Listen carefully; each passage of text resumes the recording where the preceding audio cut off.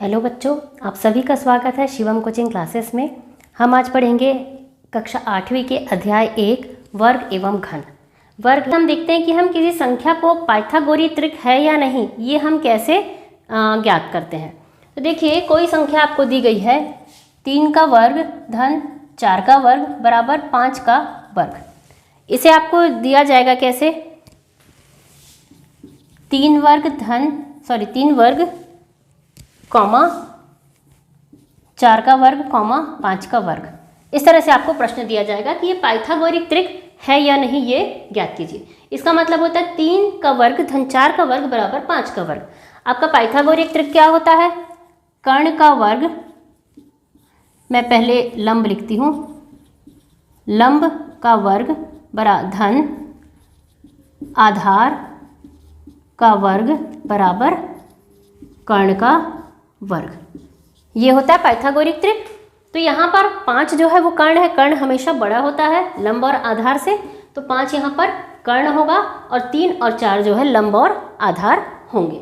तो इसे हम ज्ञात करते हैं कि ये कैसे होगा। तो यहाँ पर 3 का वर्ग होता है 9 धन 4 का वर्ग होता है 16 बराबर 5 का वर्ग होता है 25। अब देखिए यहाँ पर 25 है, आ चुका है। अब इन दोनों का धन करने पर, इन दोनों को जोड़ने पर हमें 25 मिलना चाहिए। तो 16 और 9 होते हैं 25। तो 25 बराबर 25 दोनों साइड बराबर आए, मतलब ये पाइथागोरीय त्रिक है। इस तरह से हम ज्ञात करते हैं कि पाइथागोरीय त्रिक है या नहीं। तो देखिए, आपके एक अभ्यास क्वेश्चन दिया हुआ है, अभ्यास प्रश्न दिया हुआ है 5, 12, 13। इसे हम देखते हैं।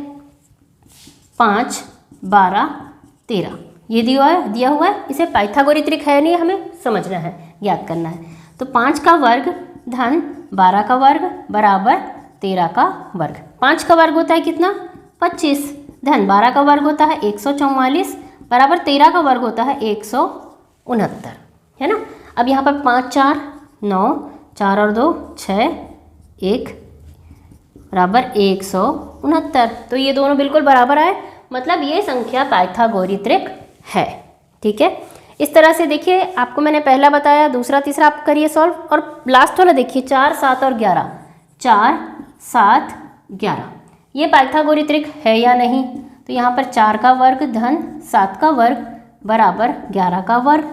4 चौक 16 धन 7 7 49 बराबर 11 11 121। 16 और 49 कितने हुए? 9, 10 और 5 15 का 5, हासिल आई 1, 4, 5 और 6 65 बराबर 121। तो ये पाइथागोरीय त्रिक नहीं है। यहाँ पर 4, 7, 11 पाइथागोरीय त्रिक नहीं है। इस तरह से आप इसे याद कर सकते हैं। आपको ज़रूरत है तो बस सभी संख्याओं के वर्ग को याद करने की। अगर आपने ये वर्ग याद कर लिए तो आप मिनटों में इन प्रश्नों को सॉल्व कर सकते हैं। उदाहरण नंबर 2 देखिए, वह छोटी से छोटी संख्या ज्ञात कीजिए जिससे 720 को गुणा करने पर प्राप्त संख्या पूर्ण वर्ग हो। तो हमें 720 पूर्ण वर्ग संख्या नहीं है, ये हमें पहले पता होना चाहिए। 720 तो पूर्ण वर्ग संख्या है ही नहीं। तो इसमें किस अंक को हम और गुणा करेंगे कि यह पूर्ण वर्ग संख्या बन जाए? इसके लिए हमें इसका अभाज्य गुणनखंड निकालना पड़ेगा। तो 720 का हम लेते हैं पहले अभाज्य गुणनखंड।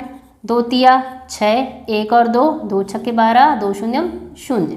फिर से हम 2 से लेंगे, 2 एकम 2, 2 अट्ठे 16 और 2 शून्यम 0। यहाँ पर 2 एकम 2 मैंने लिया, फिर 1 बचा, 1 और 6 हो गया 16, तो 2 अट्ठे 16 और 0। फिर से 2 से लिया हमने, 2 नियम 18, 2 शून्यम 0। फिर से 2 से लेंगे हम, क्योंकि इकाई के अंक में 0 है तो 2 से ये भाग चला जाएगा। 2 चौके 8, 1 और 0, 2 पंचे 10। अब ये जाएगा क्या 2 से? अब ये 2 से भाग नहीं जाएगा। अब हम इसे भाग देंगे 3 से। 3 एकम 3, 1 बचा, 15 हुआ ये, 3 पंचे 15। फिर से 3 से जाएगा, 3 पंचे 15। फिर से 5 से, 5 एकम 5। अब देखिए यहाँ पर हमारा जो गुणनखंड करने के बाद जोड़ियाँ कितनी बनी देखो। 2 का एक जोड़ा बना, 2 का दूसरा जोड़ा, एक जोड़ा 3 का बना, लेकिन 5 का जोड़ा हमें नहीं मिला। तो हम अगर 5 का इसमें जोड़ा बना दें तो ये बन जाएगा पूर्ण वर्ग संख्या। तो हम 720 में गुणा कर देते हैं 5 का। तो 5 शून्यम 0, 5 दूनी 10 का 0, 5 7 35 और 1 36, संख्या हो जाएगी 3600। अब जांच करते हैं कि क्या ये संख्या पूर्ण वर्ग संख्या बन चुकी है। 3600 को हम जांच करते हैं। 2 एकम 2, 2 अट्ठे 16, 2 शून्यम शून्य, 2 शून्यम शून्य, फिर से 2 से लेंगे हम, 2 नियम 18, 2 शून्यम शून्य, 2 शून्यम शून्य, फिर से 2 से, क्योंकि अंतिम अंक इकाई का अंक शून्य है।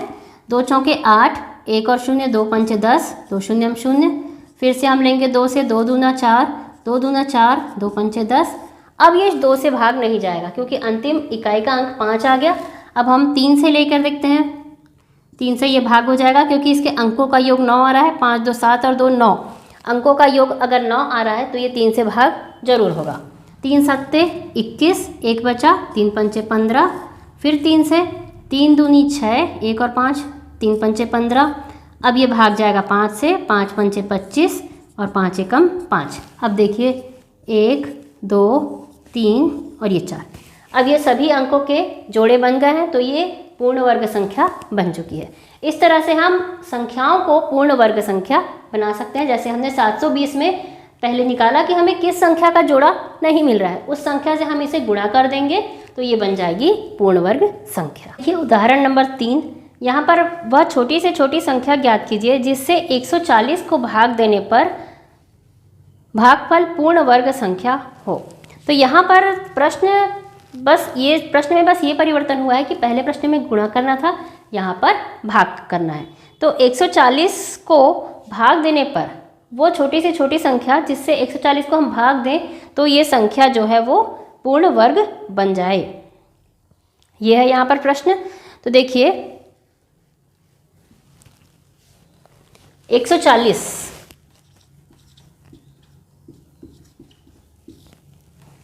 उदाहरण नंबर 3 है ये। 140 हम लेते हैं, 140 को हम पहले अभाज्य गुणनखंड निकालते हैं। 2 सत्ते 14, 2 शून्यम शून्य, ये पहला होगा। दूसरा हम फिर से इसे 2 से भाग देंगे, 2 तिया 6, 1 और शून्य, 2 पंचे 10। फिर अब हम 2 से इसे भाग दे सकते हैं क्या? नहीं, अब ये 2 से भाग नहीं जाएगा, ये 3 से भाग जाएगा क्या? 3 एकम 3 और दूसरा 5 है, फिर से 3 एकम 3 बच गया 2, तो ये 3 से भी नहीं जाएगा, ये जाएगा 5 से भाग।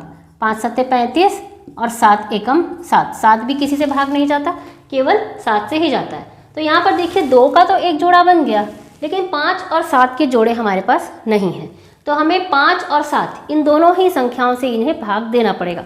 तो पहले हम इन दोनों को एक साथ ले लेते हैं, 5 गुणा 7, 5 गुणा 7 होता है 35।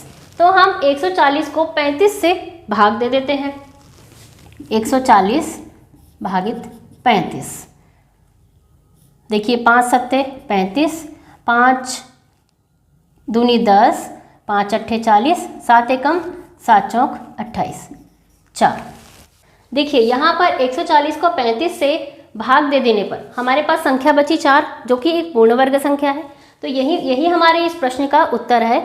हमने उस संख्या को ज्ञात किया जिससे भाग देने पर हमारा जो उत्तर है, भागफल है, वो पूर्ण वर्ग बन जाए। तो यहाँ पर भागफल हमारा 4 है, जो कि पूर्ण वर्ग संख्या है। देखिए उदाहरण नंबर 4, वह न्यूनतम पूर्ण वर्ग संख्या ज्ञात कीजिए जो 6 एवं 8 से पूर्णतः विभाजित हो। हमें ऐसी छोटी से छोटी वर्ग संख्या ज्ञात करनी है जो 6 और 8 से पूरी तरह से विभाजित हो। तो सबसे पहले हम 6 और 8 का लघुत्तम समापवर्त्य निकालते हैं। 6 और 8 हमारे पास है, तो 6 और 8 का लघुत्तम समापवर्त्य होगा 2 तिया 6, 2 चौक 8, फिर से 2, 2 दूनी 4, यहाँ पर 2 एकम 2, 3 वैसा ही रहेगा, फिर 3 से 3 एकम 3, 3 ये 3, तो 2 गुणा 2 गुणा 2 गुणा 3, 2 दूना 4, 4 दूनी 8, 8 तिया 24। हमारे पास लघुत्तम समापवर्त्य आया कितना? 24। अब ये 24 जो है इसके गुणनखंड है 2 गुणा 2 गुणा 2 गुणा 3, यानी कि 2 का तो एक जोड़ा है लेकिन 2 और 3 के जोड़े नहीं हैं। तो ये हमारे पास अभाज्य गुणनखंड से आया। अब जब हम इस 24 में इस 2 और 3 का एक बार और गुणा कर देते हैं तो ये पूर्ण वर्ग संख्या बन जाएगी। ठीक है, तो हमारे पास 2 और 3 के जो जोड़े नहीं हैं, तो 2 गुणा 3 हुआ कितना? 6। 2 और 3 जिसके जोड़े नहीं हैं उनको हमको लेना है अलग से, 2 तिया 6। इस 6 से हमको इस 24 को गुणा कर देना है, 24 गुणा 6, 6 चौक 24, 2 आया, 6 दूनी 12 और 2 14। हमारे पास संख्या आई 144। अब 144 को हम देखना है हमें कि ये पूर्ण वर्ग संख्या है या नहीं। तो हमें पता है कि 144 तो 12 का वर्ग होता है, फिर भी हम देख लेते हैं 144, 2 सत्ते 14, 2 दूनी 4, 2 तिया 6, 2 छक्के 12, 2 एकम 2, 2 अट्ठे 16, 2 नियम 18, 3 तिया 9, 3 एकम 3। ये हुआ 1, 2 और 3, 2 का 2 का और ये 3 का सभी के जोड़े बन गए। इससे ये पता चलता है कि 144 जो है पूर्ण वर्ग संख्या बन चुकी है। हमने क्या किया, हमारे पास सिर्फ 2 का जोड़ा था, 2 और 3 के जोड़े नहीं थे, तो इस 2 3 को हमने अलग से निकाला, गुणा कर दिया, 2 तिया 6। अब इस 6 का गुणा हमने कर दिया 144 से, जो कि पूर्ण वर्ग 24 से, जिससे हमें मिली संख्या 144, जो कि पूर्ण वर्ग संख्या है। तो बच्चों आज की वीडियो में बस इतने ही। अब अगले वीडियो में हम देखते हैं प्रश्नावली के प्रश्नों को, जिसमें मैं आपको प्रश्नावली 1, प्रश्नावली 2 सारे प्रश्नों को हल करके बताऊंगी। तो अभी तक अगर आपने मेरे वीडियो को लाइक, शेयर एंड सब्सक्राइब नहीं किया है तो ज़रूर कीजिए और देखते रहिए वीडियोज़ को। धन्यवाद।